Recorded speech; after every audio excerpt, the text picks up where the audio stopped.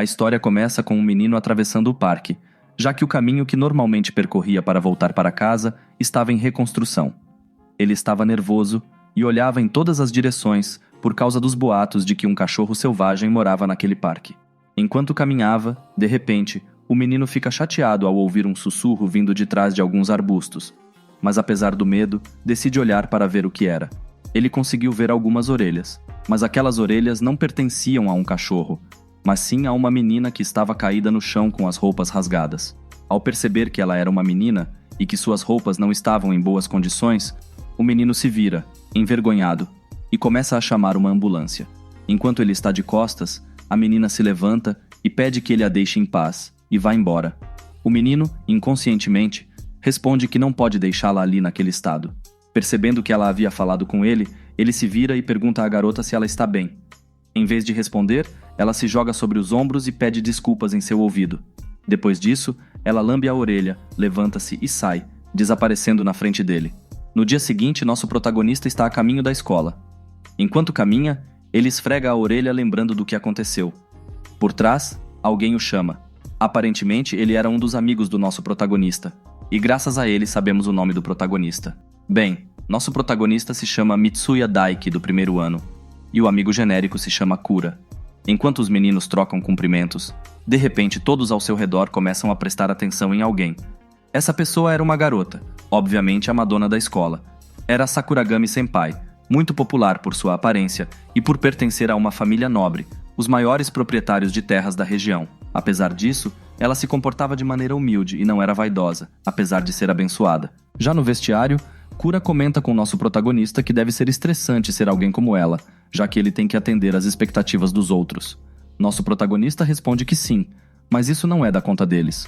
Ao dizer isso, Sakuragami Senpai passa por ele balançando os cabelos, o que permite ao nosso protagonista sentir seu perfume, um perfume floral que o lembra da garota que ele encontrou ontem à noite.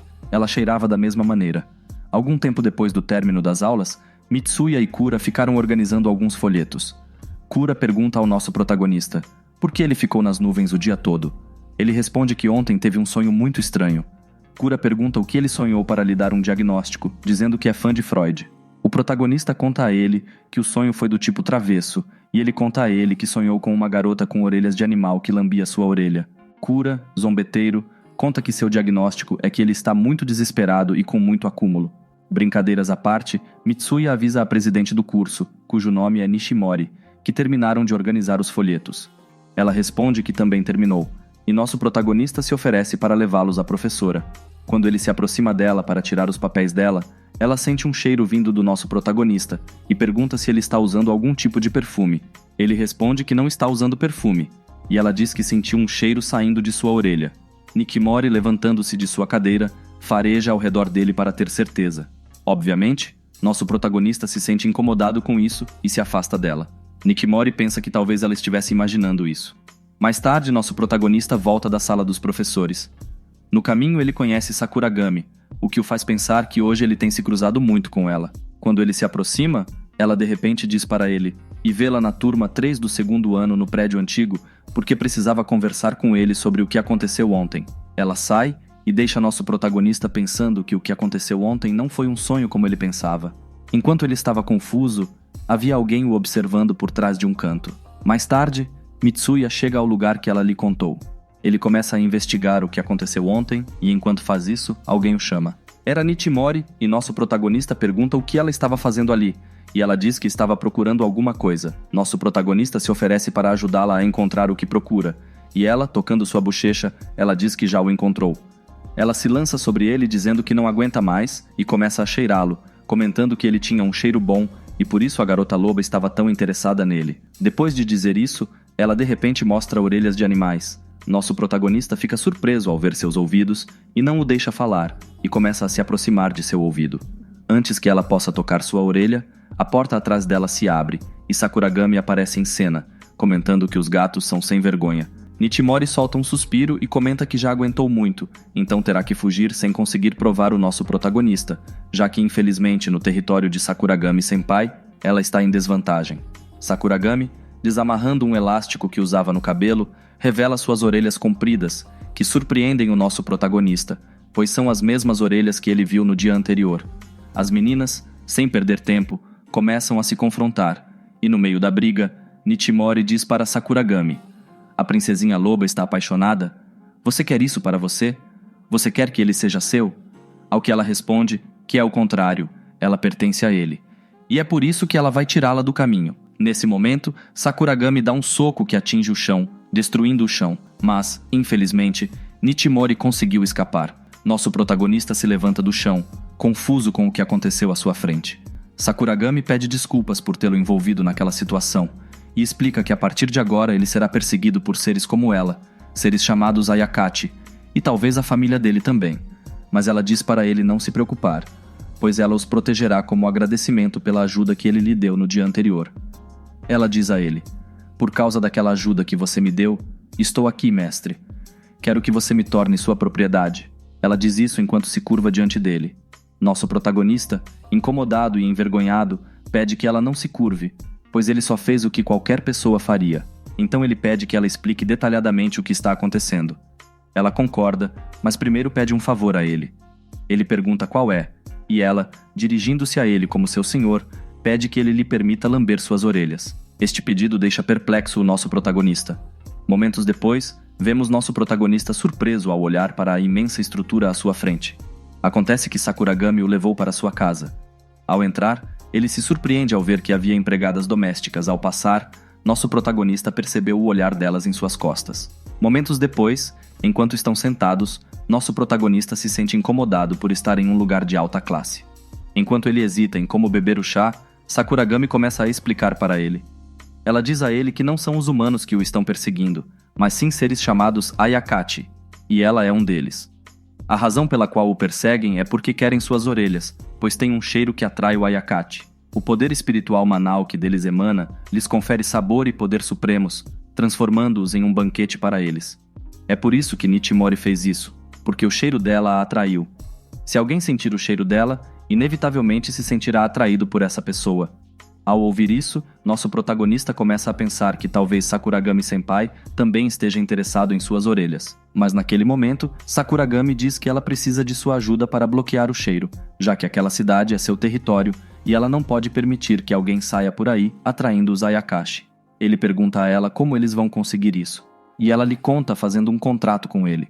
Ela explica a ele que eles têm que conectar seus laços espirituais para cobrir o cheiro dele com o dela, ou seja, ela fará com que ele cheire como ela. Nosso protagonista tem uma ideia gostosa de como eles vão conseguir isso e pergunta por que ela iria tão longe por ele, já que ela nem o conhece bem.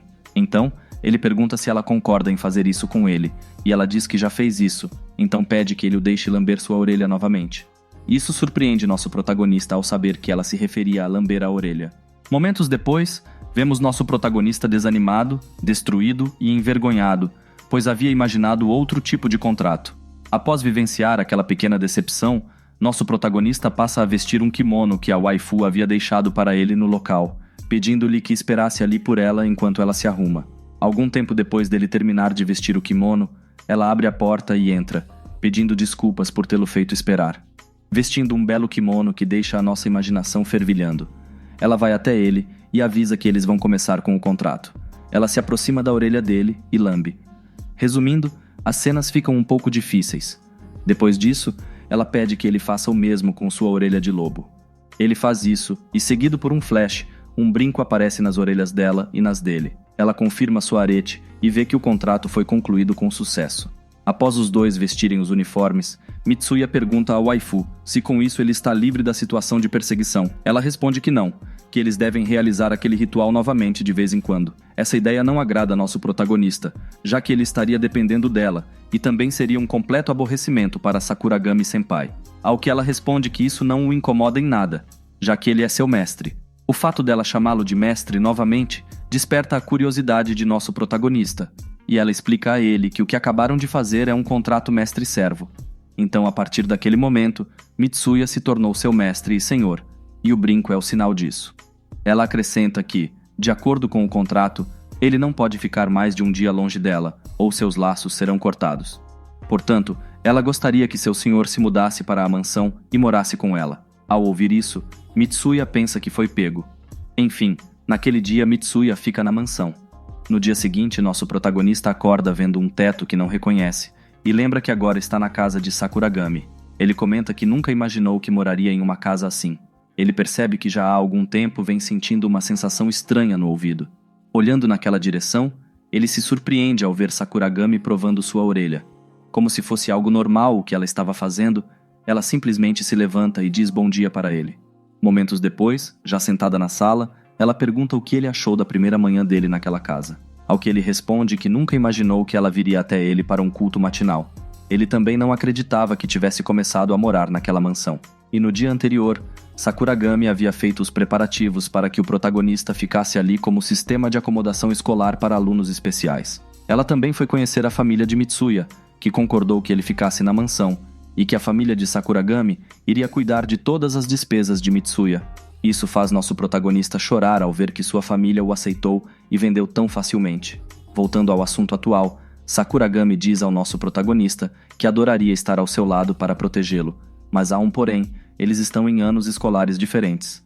Ela está no segundo ano e ele no primeiro. Para resolver esse problema, ela lhe fornecerá um guarda-costas, um excelente servo com habilidades de autodefesa. A empregada em questão entra e se apresenta dizendo que seu nome é Chihuahua Shinami. Nosso protagonista fica surpreso, pois se trata de Shinami-san, sua colega de classe. Embora ele descarte a ideia, já que ela é fria e profissional, e Shinami, sua colega de classe, é uma garota enérgica e alegre. Sakuragami ordena que a empregada mostre a mansão ao nosso protagonista.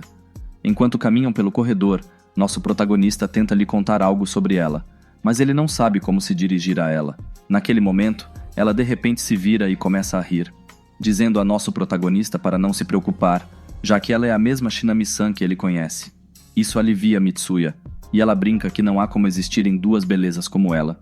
Depois de dizer isso, ela bufa e diz que não consegue acreditar que ele se envolveu em algo assim, mas ela acrescenta que ele não precisa se preocupar, pois ela se encarregará de ser sua guarda-costas. O protagonista pergunta se ela também é uma Ayakachi, ao que ela responde que sim, e que pertence ao clã Sakuragami. Ela acrescenta que ele precisa manter tudo isso em segredo na escola. Ela diz a ele que deve ter em mente que ele é alguém atraente para os Ayakachis e que a situação é muito grave. Porém, depois de dizer isso, ela garante que o protegerá e não o deixará sozinho, pois até a senhorita Sakuragami estava disposta a fazer um contrato de mestre-servo com ele.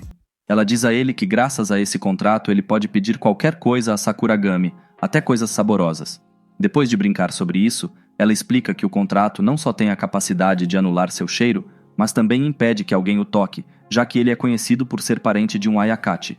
Ela diz a ele que sabe que ele pode não gostar muito da ideia de ficar preso, mas que tem que entender que a senhorita Sakuragami está arriscando a vida para protegê-lo, porque ele fez um contrato que encurta sua vida. Ao ouvir isso, nosso protagonista retorna imediatamente a Sakuragami e pede que ele cancele o contrato. Ela pergunta qual é o problema, e ele diz que esse contrato a está matando. Ele pergunta por que ela chega a tais extremos, e ela diz que está fazendo isso por sua família. Ele diz a ela qual é o sentido dela se sacrificar por sua família, se eles ficarão tristes se ela morrer. Ao que ela responde que há uma grande diferença de prioridades, e que ele é mais importante para sua família do que sua longevidade. Portanto, ela não vai quebrar o contrato. Nesse momento, o protagonista se aproxima dela e diz que ele mesmo fará isso.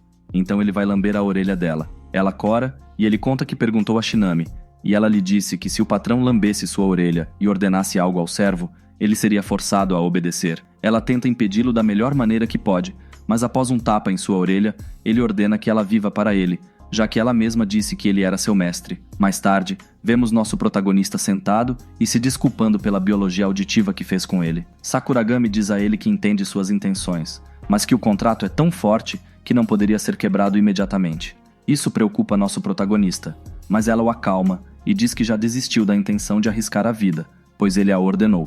Portanto, só há uma maneira dela viver sem cancelar o contrato, que é o protagonista fazer o mesmo contrato com outras princesas Ayakachi.